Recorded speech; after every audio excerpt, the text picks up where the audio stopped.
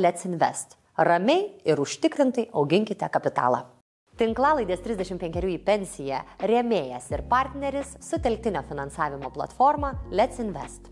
Let's Invest ekspertų komanda padeda privatiems asmenims bei įmonėms pasyviai įdarbinti laisvus pinigus su konservatyvia rizika. Klausėte kaip? Drauge su profesionalais investuojant į išskirtinius projektus. Projektų atranka bei priežiūra rūpinasi Let's Invest komanda, o investuotojų lėšos visuomet yra apsaugotos įkeičiamų nekilnojamųjų turtų. Noriu tik priminti, kad pinigai, kurie nedirba, nuvertėja, tad visada apsimoka juos įdarbinti. Jei nežinote, kur ir kaip, jums padėti gali Let's Invest ekspertų komanda, susibūrusi tam, kad investuoti būtų paprasta visiems. Let's Invest. Ramiai ir užtikrintai auginkite kapitalą.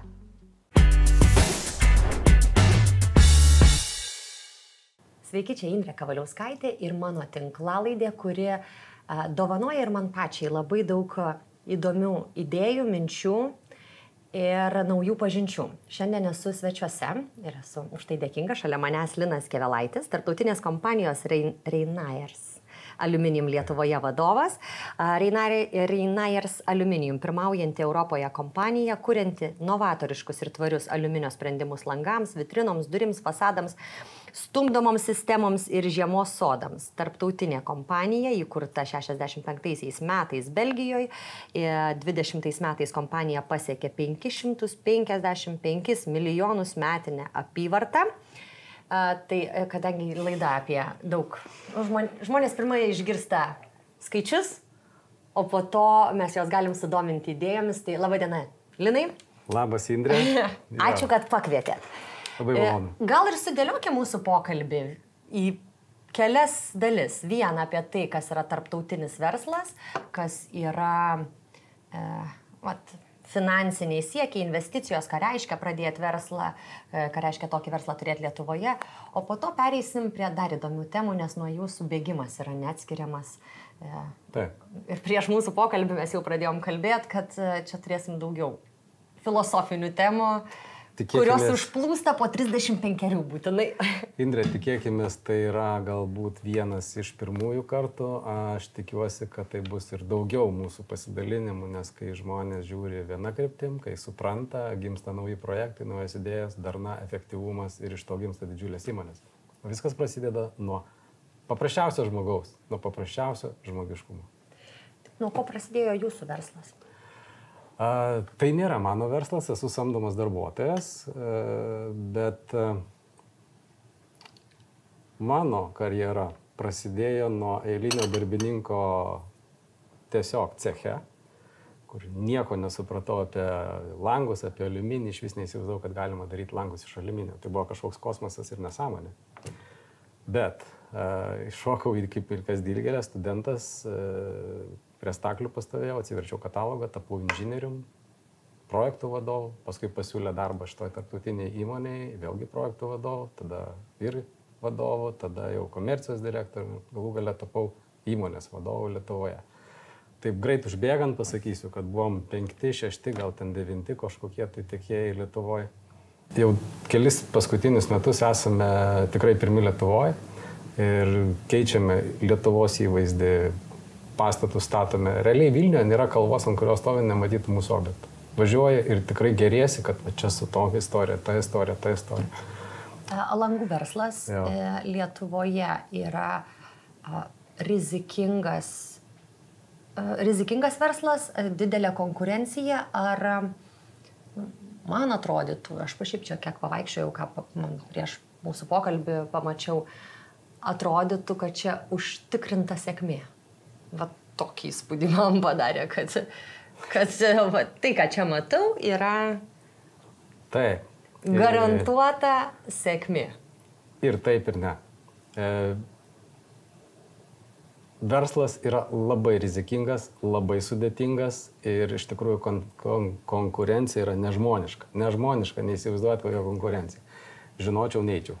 Ir iš tikrųjų yra įmonės, kurios netgi daro pauzę, arba užsidaro, arba laikinai stabdo veiklą ir darbuotojus kitur perkelia, vien dėl to, kad nebeapsimoka, dėl super didelės konkurencijos. Yra užsienio įmonių atėjusių, pabandžiusių padaryti vieną projektą ir pamačiusių, kokios yra sąlygos, atsiskaitimas, terminai, Sulaikymai yra tokie dalykai, kad sulaikomas garantiniai fondai, visą kitą. Sako, žinot, ką jūs darykite tą verslą patys. Nu ir visi žiūri kaip į bananų šalį, šitą prismę. Bet kita vertus, ką jūs pamatėte, ne, taip, mes esame sėkmingi. Kodėl?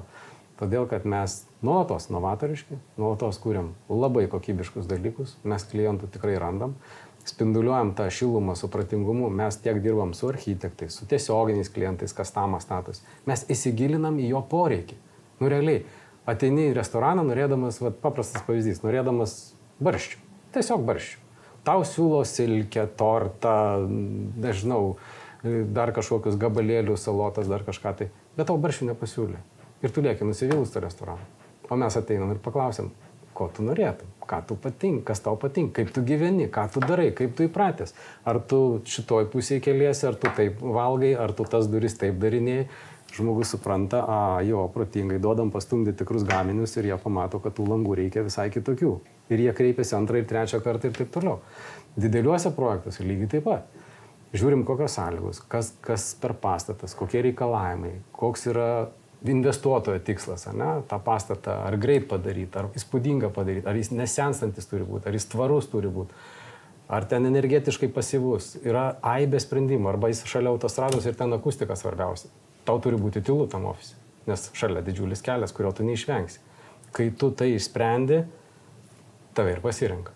Mes kuriam pridėtinę vertę. Taip, tai yra paprasti langai, duris ir stikliniai fasadai, bet realiai darbas yra su žmonėm.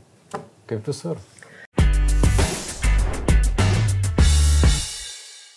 Prieš priimdama sprendimą investuoti per Let's Invest platformą, man buvo svarbus keli aspektai. Pirmas, kad mano rizika būtų kuo mažesnė. Let's Invest siūlo labai konservatyvią riziką, užtikrintą įkeistų nekilnojamojo turtu. Kad turėčiau su kuo pasitarti, čia jums padės profesionalai. Ir kad viskas būtų paprasta. Jūs padarote bankinį pavedimą iš savo sąskaitos, įgyvendinus projektą, jūsų investuoti pinigai ir palūkanos sugrįš atgal į tą pačią sąskaitą. Tai į mano klausimus visus buvo atsakyta, pasižiūrėsim, kaip man pavyks su pirmąją 10 000 investiciją. Toliau investuosim daugiau.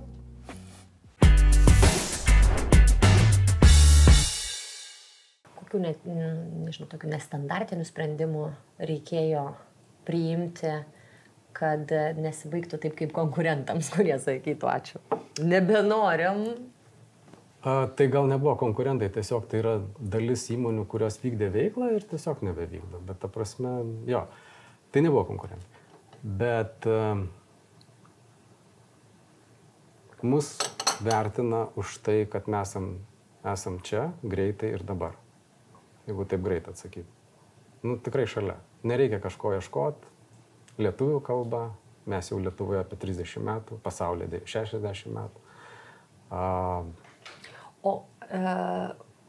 Gal bet ir čia ir įdomu truputį prieš istoriją, buvimas tarptautinės kompanijos. Prieš tai buvo kitaip, ar ne? Čia kitaip vadinosi. Ir buvimas tarptautinės kompanijos dalimi, čia pliusas ar minusas? Ir taip ir ne. Visą laiką dvi pusės yra. Kiekvienam tavo klausime yra du atsakymai. Minusas, nes iš tikrųjų skirtingos nacijos, skirtingos tautybės, skirtingi mentalitetai duoda savų nesusikalbėjimų. Ir vėl tai yra žmogiškiai dalykai. Ane? Privalumas tas, kad yra begalinė patirtis sueinant iš viso pasaulio. Ir tiesiog, kai pamatai, kas suplaukė į centrinį biurą Belgijoje ir kokie iš to sprendimai gimsta, tai yra didžiulis privalumas. Tai va tas pats dalykas yra ir trūkumas, ir privalumas. Klausimas, kaip tai išnaudosi? Mes žiūrim kaip į privalumą. Lygiai taip pat Lietuvoje vyksta. Turim mes aibę dalykų, kur yra ten klaida, netikėtumas, dar kažkas nutiko. Žmogiškieji faktoriai, gamtos faktoriai, ne? Tai žiūri, kaip galim tai geriausiai spręsti. Ir kai sprendi, tada gaunas pasitenkinimas. Sprendimams problemų sprendimui viskuo reikia tartis, ar tai yra jau jūsų ir jūsų komandos sprendimai? Ar juos reikia derinti? Su patirtim jų reikia kuo mažiau derinti. Mes labai, sakyčiau, esam gan autonomiški su labai didelė patirtimi. Pasakysiu, kad pas mus žmonės į darbą tik ateina ir kol kas neišeina. Tai atrodo kolektyvas nedidelis, bet Jūs sakėt, plėsitės. Ir dar plėsimės. Dabar eisim apžiūrėti. Taip. Jau kad atėjau į svečius, tai tikrai norėsiu pasivaikščioti ir aš džiaugiuosi, kad jau truputį pasibandžiau tai, ką gaminat. Gerai, plečiatės, ar turi dabar kažkokių vizijų, ar sudarinėjami planai, ką turėtų įmonė pasiekti? Taip. Yra labai aiškus planai. Lietuva jau jos pavijo, nors planai buvo daryti prieš metus 4 metams, mes jau jį pavijom tą planą. Jos duoda viršus, pasaulis, ar jūs nustatot savo kolegom? Kad suprasti apie pasaulinę kompaniją, kompanija turi atstovybės berods 40 kažkeliose šalyse, o pardavimus vykdo apie 90 šalių. Mastelis jūsų. Tai Lietuva yra viena iš, ne? Pagal daugelį rodiklių mes esame antri pasaulyje iš to įmonėje. Todėl Lietuva tai yra kaip pavyzdys, kaip pagarba. Nuvažiuoji į Belgiją, iš Lietuvos visi o. Kodėl? Todėl. Tiesiog mes tai darom. Tai va, o kokie planai? 888 in 28. Jūs minėjote ten 500 milijardo, tai mes turim dabar planą turėti 888 milijonus 28 metais. Ir labai sėkmingai link to einame, o paskui sekantis planas bus milijardas. Tai įmonės planai, sakykime, pasaulio mastu. Tai va. Šiaip, tai pasakėt apie, kad iš Lietuvos ir visi taip gražiai, čia geras vadovas taip daro, kalba apie savo kolegas, kad mes tiesiog taip darom. O aš galvoju, kad čia vadovo esmė.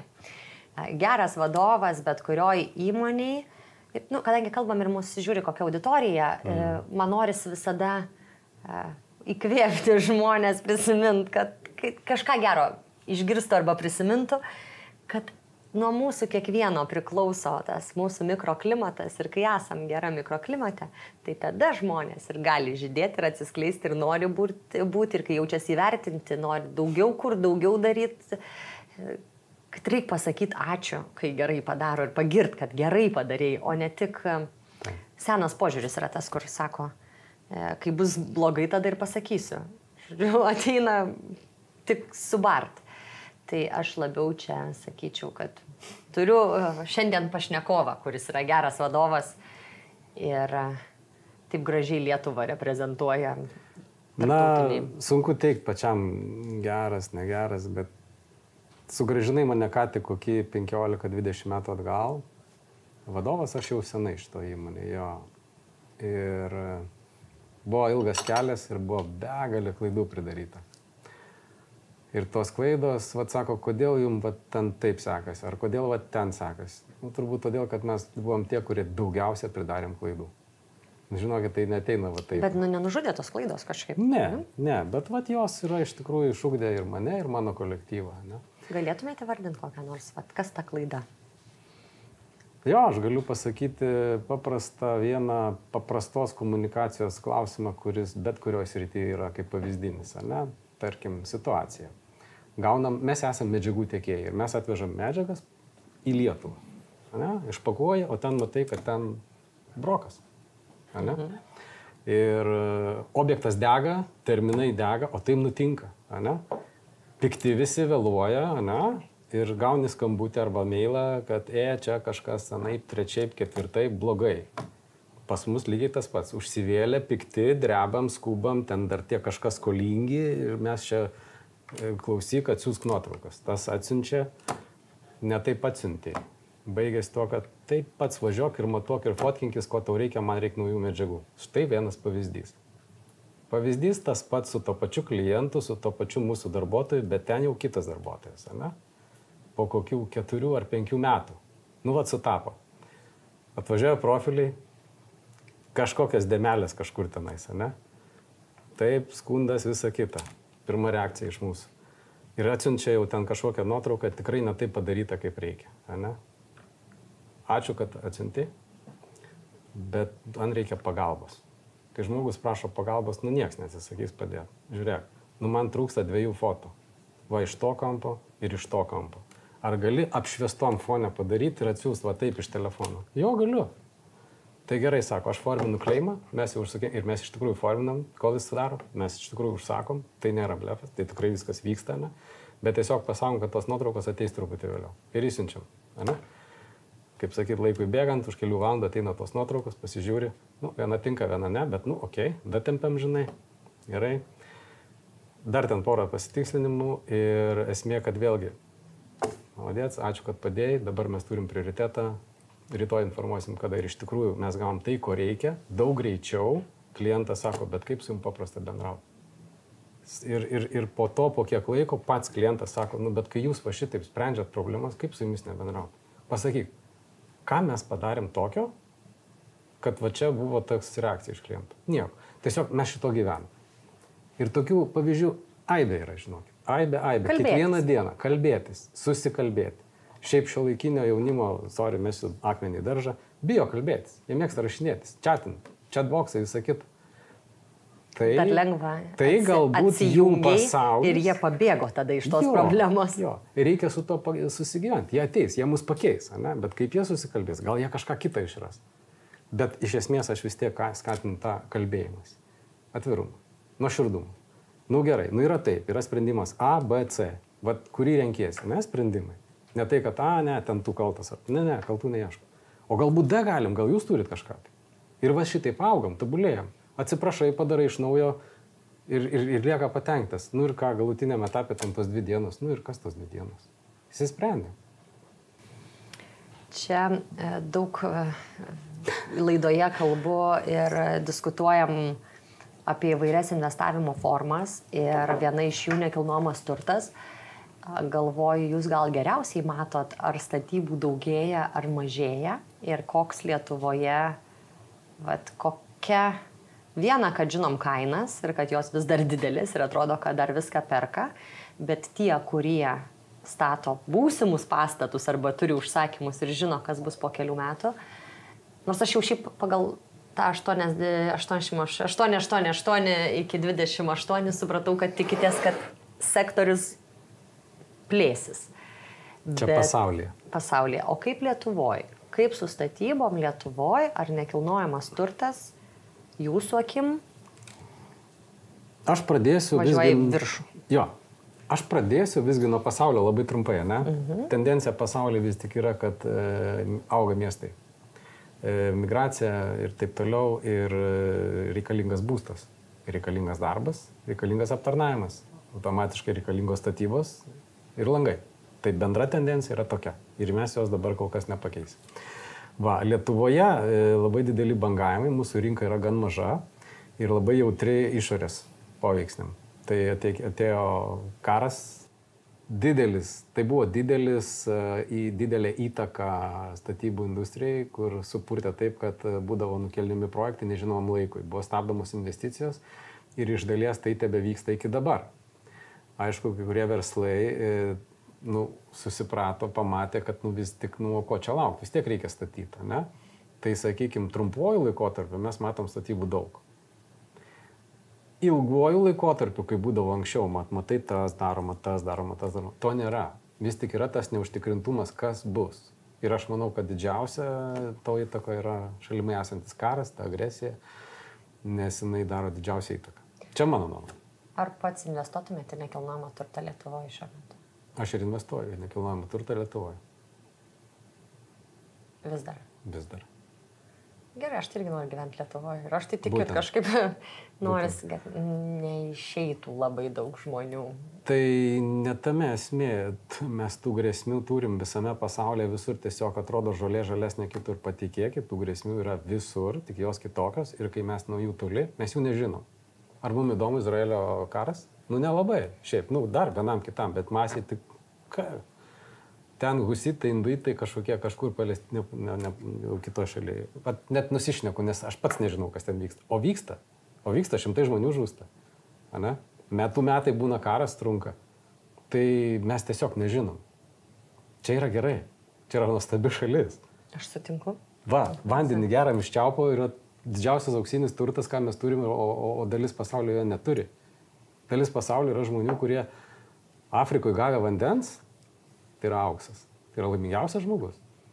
O mes to turim vandens, mes daug ką turim. Mes labai laimingi. O galiu paprašyti gal tokių ir patarimų nekilnojamo turto, kuriuose miestuose, ar kaip čia kokias nors komercinės erdvės, ar savo ateičiai, vat, ta investicija į nekilnojamą turtą jūsų gyvenime, kokiu formatu? Ar tam, kad uždirbtų pinigų, ar tam, kad kažkur važiuoti, ilsėtis? Čia kaip visam investavimui. Lietuviškos žemės, lopinėlis. Geriausia investicija turbūt, kaip ponas Gitanas Nausėda pasakė, asmeniškai man prie stalo sėdint, nes mes statėm jo namą ir jis tebestovi dar toks pat šiuolaikiškas, atkreipė dėmesį, jam 20 metų. Tai turėjom bendrų temų ir labai įdomų pokalbį apie investicijas turėjom.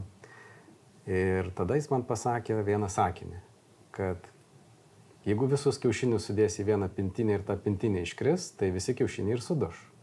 Tai gerai turėti kitokių kiaušinių, kitokiose pintinėse arba netgi kitokioj formai. Ne? Tai yra tas pats su investicijom. Ir tame skaičiuje su investicijom į nekilnojamą turtą. Jeigu mes jau link to einam, ne? Bet tai ne kiekvienas gali padaryti. Tai vėlgi, turi būti kuo diversifikacija didesnė, tuo yra saugiau. Tas pats su nekilnojimu. Ar tu turėsi žemę, ar tu turėsi kažkokią įmonę, ar tu turėsi administracinės patalpas, ar taip toliau, taip toliau. Bet aš manau, kad labai populiarios dalykas, kurį daro kiekvienas ir aš tame skaičiuje, taigi yra krūva platformų, kur bet kada telefoną paėmęs gali investuoti. Aibė jų. Aš taip ir darau. Tai vat. Tai daro daugelis, mano sūnus tą daro. Aš taip ir darau. Pradžioje irgi pasakojau apie tą pavadinimą 35 į pensiją. Aš iš tikrųjų pradėjau, ta idėja mano buvo, kad man suėjus 35 aš norėčiau padaryti taip, kad bent vieną dieną mano pinigai pradėtų dirbti, o ne tik aš eičiau ir dirbčiau ir dar mano toks sceninis darbas, kur būtinai turi ateiti. Tiek, kiek atėjai, tiek uždirbai, kai niekur netėjai, nieko neuždirbai. Ir norėjosi, atrodė, kad pensija būtų, kad uždirbai kažką sutaupiai ir dabar jau leisk dirbti kitiem. Bet kuo daugiau čia kalbėjau, kuo daugiau laiko ėjo, supratau, kad 35 yra tas skaičius, kai daugiau galvoje persiverčia norų, filosofijų ir kad tada investicijos atsiranda ir į sveikatą kur kas didesnės, ir į gerą savijautą, ir į naujus hobius. Ir čia gal ir įdėčiau dabar pokalbį mūsų apie bėgimą, kad irgi turbūt ne man vienai taip. Kad yra kažkoks terminas tarp 30-40 metų, kažkur įvyksta galvoje ir tada ne viskas yra darbas. Taip. Ir reikia investuoti plačiau. Gyvenimas yra kažkas dar. Gyvenimas yra gyvenimas. Mes jį patys susikūrėm. Kada atsirado tas bėgimas ir kokia didelė dalis laiko yra investuojama ne tik į vadovavimą? Viskas susiję. Tai yra gyvenimo dalis, ne? Ir iš tikrųjų geras klausimas, vėl nukelintis 14 metų atgal. Buvo etapas, kai labai daug mokinausi. Tikrai skaičiau, tikrai lankiau kursus, tikrai ir samdžiau mokytojus ir tai buvo gan didelį, ne vienų metų procesas. Ir tai taikiau darbe, klydau ir tai buvo didžiulis užimtumas, kaip tu sakai, ko neuždirbai, to negavai, kažką matau pinigais, bet galų gale supranti, kad pinigais košės neišvirsi, netėjai į darbą, negavai algos, kažką pradedi daryti, viskas kaip ir pasakei. Tiesiog. Ir vieną dieną bat supranti, kad viskas, nebegaliu, tiesiog negali atsiversti jokios knygos motyvacinės, nes jau atrodo, tiesiai vimdo. Skaičiau romanus apie meilę. Taip. 3 metus negalėjau paimti jokios normalios mokslinės knygos. Kodėl? Matyt, prisipildžiau kažko, ne? Bet tas perdegimas, tai man buvo kokie 37 ar 8 metai tuo momentu, ne? Vat, labai panašus amžius. Baigėsi to, kad iškritau nuo spaudimo, trumpai šnekant. Tiesiog į duris nepataikiau praeit, nors atrodo girtas ir nepataikai duris. Tai kai pamatai skaičius, daktarai pasako, raminkis, eik vaikščiot. Pabandžiau vaikščiot, man veiksmo reikia. Per mažai. Reikia bėgti. Taip. Tai sakau, tai gal galiu bėgti. Jo, bėg dar geriau, žinai. Nu, tai atsimenu, kaip, nubėgau 8 kilometrus. O, kaip dabar atsimenu, sėdžiu liežuvis karą. Tai va, ir tuo metu atėjo tas bėgimas. Tai jeigu man dabar artėja 53, tai vadinasi, aš jau bėgiojau 16 metų, kokį 17, ne? Tai bėgiojau, kaip Forestas Gampas. Jo, tai bėgiojau įvairiai, mėgėjiškai, visą kitą, kol nesusidūriau su viena sena trauma, kuri ne iš bėgimo atėjo, iš gyvenimo. Turėjau prieš tai griuvau smarkiai, operuota koja, ten menisko nėra, pasisukęs kaulas, artrozė, viskas skauda, negaliu net tai, kad bėgti, negaliu vaikščioti. Nu kaip, galiu vaikščioti, bet tiesiai šviesiai, išlipti iš mašinos reikėdavo išsikelt koją, pada pačiam išlipti. Taip rodau, nes išsikeli koją ir atsirėmė ir išlipi. Tai buvo. Ir žinokit, langai fizioterapijas, kineziterapijas, elektro visokius ten tos dalykus ir progresas yra kokį 20%, tau yra 48 tuo momentu, 7 ir 8. Ir sėdi ir į ašarą, svoris auga ir supranti, jėtus mano liūnai, negi tai yra senatvė. Tai buvo mano turbūt antra krizė, kuri tokia, žinai, ką dabar daryti ir šakės, kaip kitiem blogai, kaip yra senatvė, baisu ir tikrai išsigandau. Netyčia draugas vienas, tiesiog bėgiojama partneris, kolega, senas geras draugas. O tu sako, naik pas vardenis pavardenis, paskui pasakysiu, kas toksai, žinai. Jonas Žakaitis, kodėl nepasakyti, labai geras žmogus, jis mano treneris. Ir sako, gal jis tau padės. O ašgi turiu diagnozę, MRT, viskas. Man daktarai sakė, 1, 2, 3 vietoje, susisiekiu su Jonu Žakaičiu, kaip tik buvo 2019 COVID-as. Pradžia pačia. Mes negalim susitikti. Mes sėdžiu kabinete, tenai va. Ir sako, atsistok vienaip, antraip, trečiai, po valandos per kompiuterį, sako, tu už 2 mėnesių bėgiosi. Žinau, ką mintyse pagalvojau. Sorry, Jonai. Durniau, tu ką tu šneki, man skauda, aš vaikščiot negaliu. Aš laiptais negalėdavau nulipti. Nulipti žemyn, ne tai, kad aukštyn. Tai, bet, sako žmogus, draugas, kuris sakė, patikimi žmonės, treneris.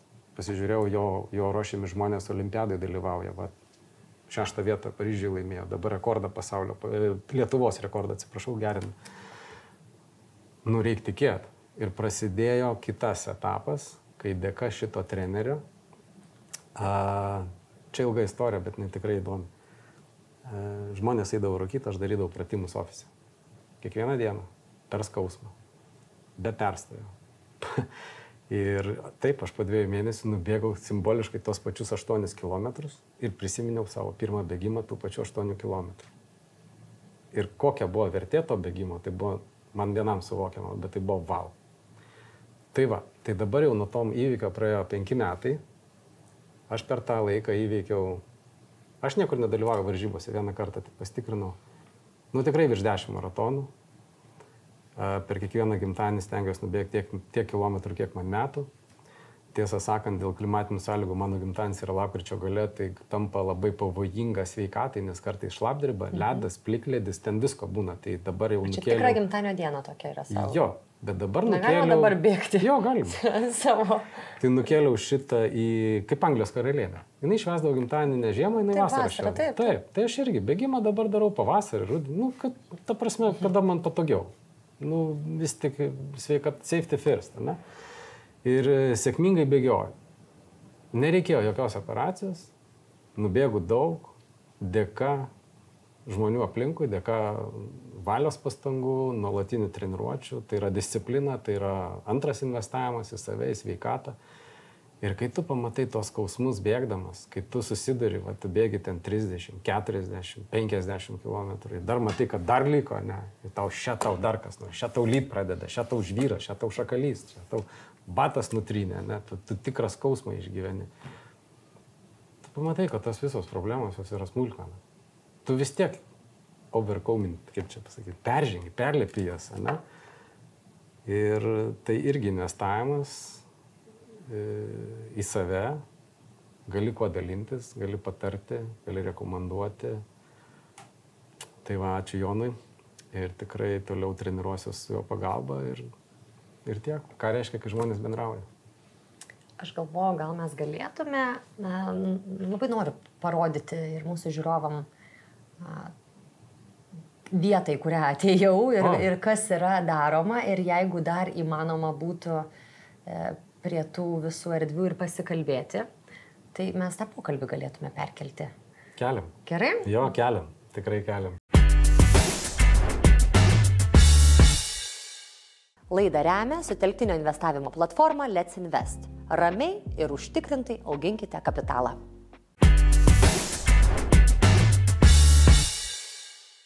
Atėjau, mane pasitiko tokios įspūdingos durys.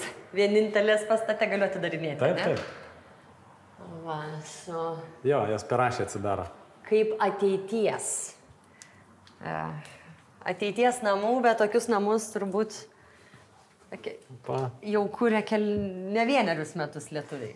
Taip, tikrai ne vienerius ir tai yra padaroma čia Lietuvoje ir tai yra tiesiog žmonėms, kas nori prabangos, kas nenori slenkščio, kas nori šilumos, išskirtinumo.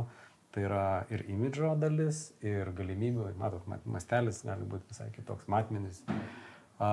Visiškai kitoks įvaizdis, kaip sakau, pasitinka pagal batus, palydi pagal protą. Tai va, duris pasitinka pagal batus. Ir šiaip pastatas, tai yra, langai tai yra pastato akis.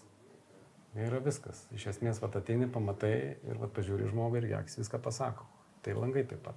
Aš turiu tokį požiūrį kažkaip, kad daug žmonių investuoja, ten mėgsta ir brangias mašinas pirktis, ir kažkokius labai ypatingus drabužius, aksesuarus, papuošalus, nors nelabai gali tai sau leisti ir gyvena tokiuose, nežinau kaip čia įvardinti tos namus, bet labiau pasakysiu, mano filosofija, kad reiktų gyventi pačiam geriausiam name, kokį gali sau leisti, o visa kita gali būti daug paprasčiau. Kad grįžti į namus būtų tokio gerumo dienos dalis. Tai va, aš kai dirbu, aš visą laiką dirbu, kad būtų svajonių namai. Indrė, pritariu 100%. Darėm namą rekonstrukciją savo, kur gyvenu. Ir mes šeimoje labai daug keliaujam ir labai mėgstam keliauti. Tai kelis metus, kol pasidarėm remontą, mes kažkaip mažiau keliavom. Ir vieną dieną, tiesiog žmona natūraliai, vat, kažką valgom, sėdim, sako, brač, mes per gerai pasidarėm, čia ant tiek faina, ant tiek jauku, kad sako, aš niekur nebenoriu važiuoti. Bet tai ar nėra čia tikslas? Mes va čia kalbėjom, galim perėti prie šito ir aš iškart įsivaizdavau, kaip atrodytų namai ir tas jausmas, čia kaip parodyta, ne? Jo, kaip parodyta, išdarom, jo, va. Kur terasa. Koks balis, nereikia jokio balio. Jo, o tada šitas. Kai gali turėti taip. Viskas, Indrė liko savo namuose, mes stovim lauke. Šiaip tai jinai mūsų dabar net negirdi, nes tai yra akustikos presta. Aš negirdžiu, ką sakot, bet ar jau galiu atidaryti? Taip, čia tu stumi dabar lygiai 190 kg, va čia ir čia 190 kg. Va vienu metu stumiai 380 kg. Va tiesiog. Jo, tai yra išorinė... Norėčiau sakyti, kad labai stipri moteris, bet iš tikrųjų geros technologijos. Tai yra dalykai, kuriais prekiaujam. Tai yra išorinės durys. Čia konkrečiai jos gali būti ir plokštumoje, gali būti ir kampe. Ir šitą... Ir šitą, įsivaizduokit, ten yra vidus, čia yra laukas. Čia vat stalas, ir čia gali būti geriama kava tiek žiemą, tiek vasarą. O jūs sėdite toj pačioj vietoj prie to pačio stalo. Visos idėjos ateina tik iš belgų, ar ir jūs patys sukūrėt kažką?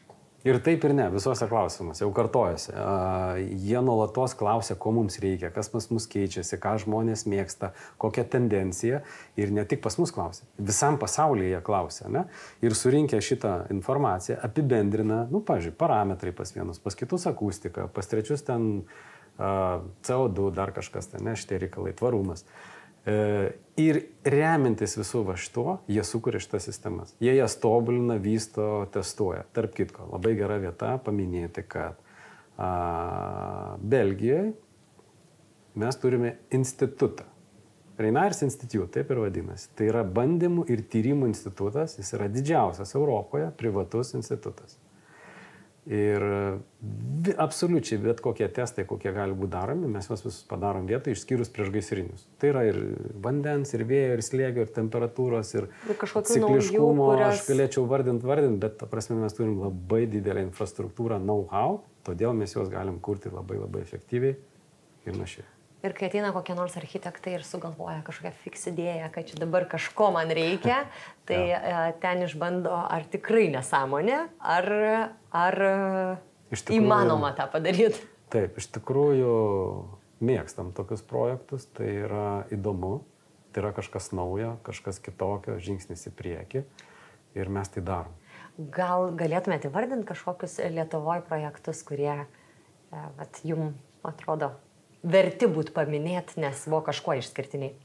Taip, įvardinsiu labai seną projektą, kuris atrodo visiems 2x2, tai yra Europos prekybos centro stiklinis stogas. Ten nėra ne vieno vienodo stiklo, tai yra aišku Reinairs konstrukcijos, ne? Ten nėra ne vieno vienodo stiklo. Tai yra didžiausias stogas Lietuvoje, stiklinis stogas, atsiprašau, Lietuvoje, up to date, kaip čia pasakyti, iki šiol, ne? Nors jam jau yra virš 20 metų, man atrodo, jis pastatytas, ne? Tai va, ir jeigu atkreipsit jo formą, jo yra toks kaip laivas iš šono žiūrint, šitaip žiūrint, jis taip vingiuoja, tai yra įspūdingas statinys, galim didžiuotis, gerėtis, ir jeigu mes turim architektų vizitus, visi žiūri tą stogą, wow, ne? Kitas objektas yra nacionalinių fizinių tyrimų centras Saulėtekėje. Gal girdėjot, didžiulis pastatas ir pavyzdžiui... Buvęs aš ten. Labai fainas pastatas, jo, labai įdomus, irgi atsakingos statybos buvo. Ir tuo metu ten buvo montuojami didžiausi Lietuvoje stiklai. Tai buvo vienas stiklas svėrė toną. Gal dabar jau yra didesnių, bet tuo metu buvo didžiausi. Tai vėlgi įspūdinga pamatyti, kaip vieną stiklą kelia ir tu žinai, kad yra tona, 1000 kilogramų.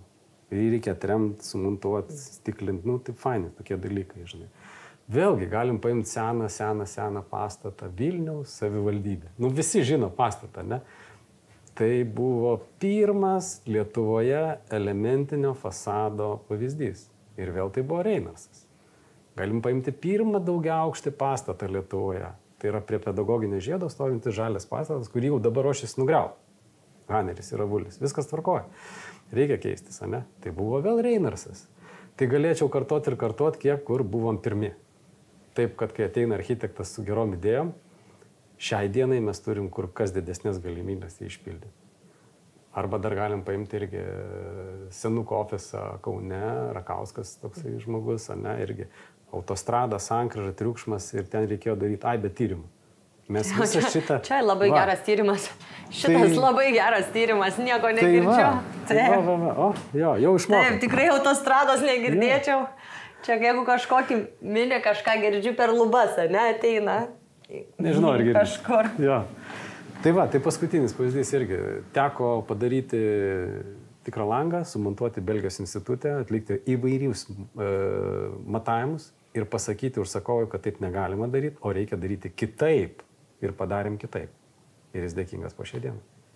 Pasivaikštom dar kitam aukšte. Taip, pasivaikštom dar kitam aukšte, kur pakviesiu, tikiuosi, jūs kitą kartą. Gerai. Man prieš nusprendžiant investuoti per Let's Invest platformą buvo svarbu atsakyti į kelis klausimus. Pirmas – rizika. Let's Invest siūlo konservatyvią riziką užtikrintą įkeistų nekilnojamojų turtų. Antras, kad aš galėčiau pasitarti. Let's Invest siūlo profesionalų gyvą pagalbą. Na ir trečiasis, kad būtų tikrai paprasta.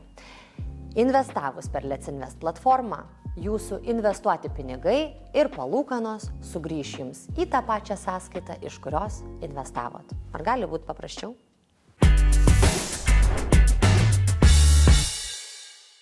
Tai ar samdysit daugiau žmonių, ar tie žmonės jau pasamdyti? Mūsų kolektyve? Aha. Nes čia akivaizdžiai daugiau visko. Aš turiu ambicingą planą kaip įmonė ir kaip vadovas, kad mes augsim tiesiog dvigubai. Tai ir žmonių reikės. Gerai, va, tai dabar čia irgi pasinaudokim progą, galit siūsti savo CV. Kol kas neskubėkit, bet iš tikrųjų viskam savo laikas. Bet čia mes dabar stovime greunamame objekte, kur įsikursim už kelių mėnesių. Čia bus ir šaurumas, ir erdvės daugiau, ir darbuotojų daugiau, ir vat, matot, čia po kelių mėnesių įsikursiu, aš labai atsiprašau, man atrodo, kad neįmanoma. Ne, aš manau, galėsiu duoti ženklą, ta prasme tikrai. Kelių mėnesių. 2-3 mėnesių. Taip, čia dar vyksta pusiau griovimo darbai. Va, čia jau yra išgriautos netgi grindis, kur įsileis integruosis mūsų gaminiai. Bus įdomios stiklinės pertvaros, kaip jūs varstėte tas duris, bus kitokie sprendimai kai kurie. Ir aš labai tikiuosi, Indrė, kad galėsiu pakviesti dar kartą apžiūrėti naujovus. Gerai. Gerai. Net pradėjau galvoti, gal reikia šitą video laikyti, ateiti po kelių mėnesių, nufilmuoti ir kad tada parodyti, kas įvyko po kelių mėnesių. Bet turbūt parodysim greičiau.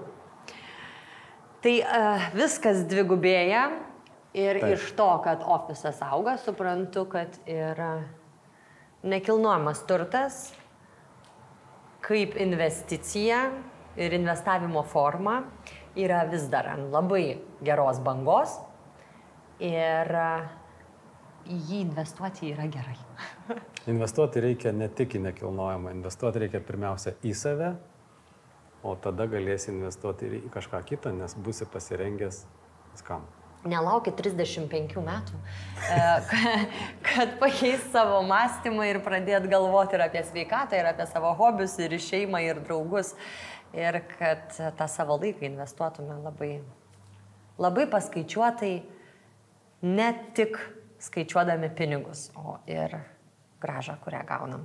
Čia labai jau filosofiškai užbaigiam, bet... Ne, už pabaigą reikia paprastai užbaigti. Gyvenimas yra gyvenimas, ne tik investavimas. Ne? Reikia mums patiems tvarkyti tą gyvenimą ir būti tiesiog tikriem, paprastiem, draugiškiem, suprantantiem, atleidžiantiem. Ir tai viskas kur kas paprasčiau. Pagelbėt kitam, kai paprašo, va. Suveda draugai, žmonės, trenerius, kineziterapeutus, gali vaikščioti, bėgioti, dalintis. Tai va. Ir nepamiršt kalbėtis. Taip. Ačiū, Indrė. Ačiū labai gerai, ačiū. Ja. Let's Invest. Ramiai ir užtikrintai auginkite kapitalą.